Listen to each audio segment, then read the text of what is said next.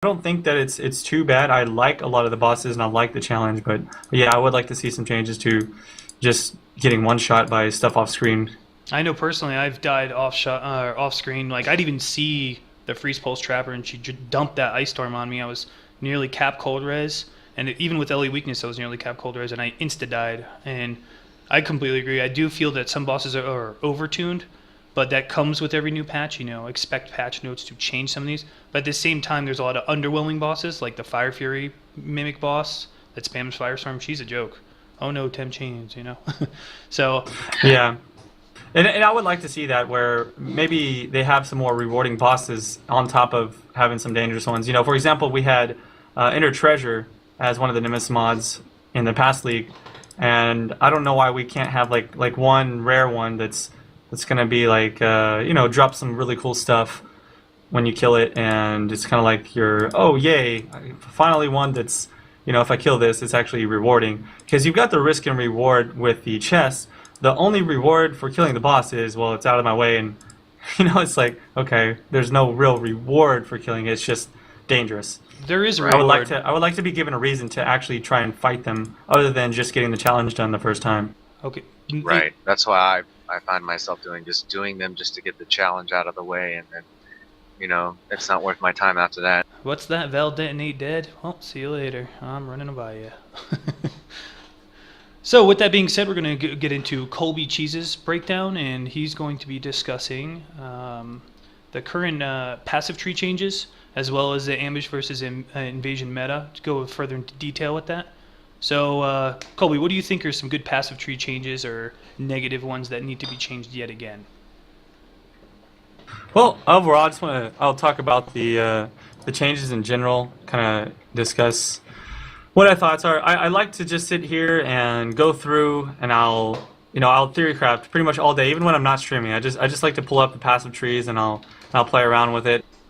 So what I've noticed so far is, obviously we had a huge rework on the Marauder, and I think that's really awesome. You can see some really nice changes for regen-based builds. Of course, that's going to be like Righteous Fire, and overall just being extremely tanky. Once you have something like a Comb's Heart, you're going to see people with like massive amounts of life regen. It's going to be really hard to deal with that. It's going to be hard to die unless you're just getting one shot, of course, by some of these crazy bosses. Also, it's great changes for the Marauders racing. It's an amazing racing start. If you've taken a look at it, there's a lot of great damage nodes and a couple of life nodes. All of that is very close by. As far as like some of the actual like main nodes, like we've seen Vaal Pact was like a huge one that got changed around, and so overall my thoughts on that one. I haven't seen a lot of people actually using Vaal Pact yet, and we haven't had a lot of testing. But from looking at it and theory crafting in general, I feel like they made it so that you really need to spec into life leech heavily in order for that to work out. So you're gonna, I think it's still viable. It's gonna be a great skill, since especially you can still use your life potions, but you're gonna see people needing things like either 6% life leech ammo, or they're gonna have to go for Carnage Heart, things like that on top of just what they normally would have done. I was reading a thread about life leech, and it said that you need to do with equal level 20 life on hit and life leech gem respectively, and that's your only life leech. You need to do at least 500 damage on hit, not DPS, to equal the same of that what life on hit can provide for you now since the changes. Yeah, that's what I've heard. So I'm not sure. You're gonna have to do some. I know the math has been done there. I haven't seen it in practice yet. I've seen a few people using life on hits with certain spells, but overall, I haven't seen a lot of people really mess with that, because it seems like, at the start of the league, everyone's doing spellcasters since they don't have a lot of gear requirement. I did play with a guy who was, doing fine without the the life leech. He's using life on hit, but overall, I think life leech, you're just gonna have to really spec into high amounts of it, and the math you had there was like, I think based on only 2% life leech, right?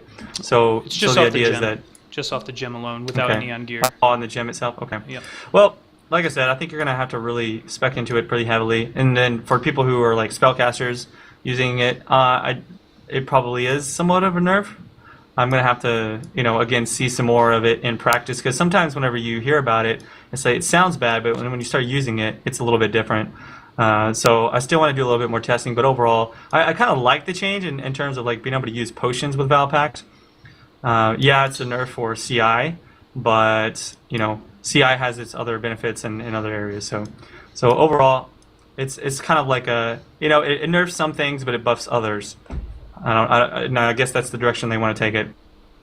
But then you got I really love the change that they made for the top part of the tree, where they gave a lot of the spellcasters way more elemental damage. They pretty much doubled a lot of the stuff over in the shadow tree, which is really needed. Like the shadows are extremely weak in general in terms of comparing it to the other starts.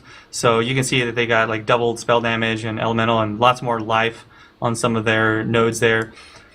I think that I'm really excited about the changes to the Scion. Even though it was a nerf overall to that whole efficiency area, taking out some of those nodes opens up pathing through and actually opens up more efficient options elsewhere in the tree without saying, well, I have to go into that Scion life wheel. Now you can actually take a few nodes and go through the evasion wheel. For example, I was doing a trapper build, and instead of going over the left side and taking up that life wheel, actually went through the evasion nodes, and you can take expeditious munitions, which is right by there, and you can run around and grab a bunch of other things through IR and mind over matter and all that stuff that trappers actually like to rely on. So overall, I like the skill changes on the tree, and I know they said they still have a few things coming for the top 3 classes for Templar, Witch, and Shadow. At least that's what I thought I read in a post. So overall, I feel like they're going in the right direction here with the changes.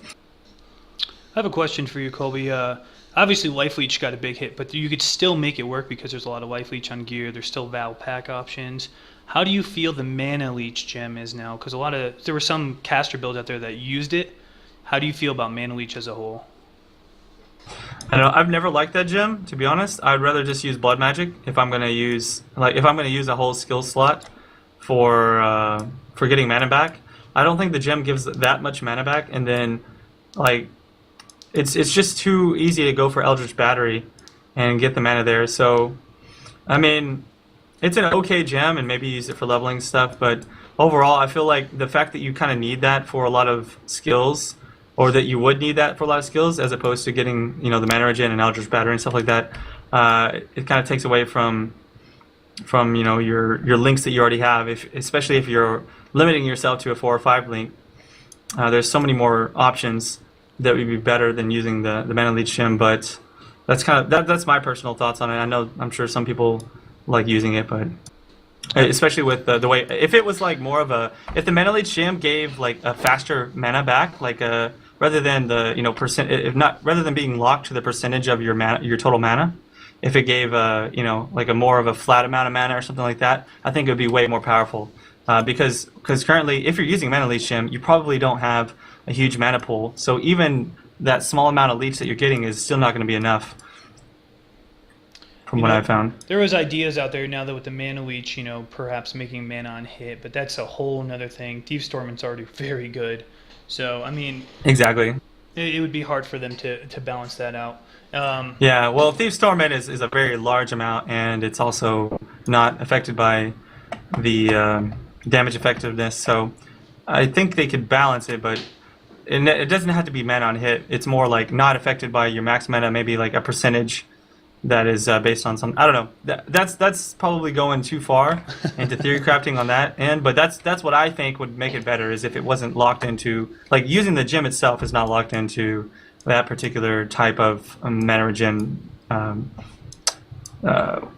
way that it's working right now. All right.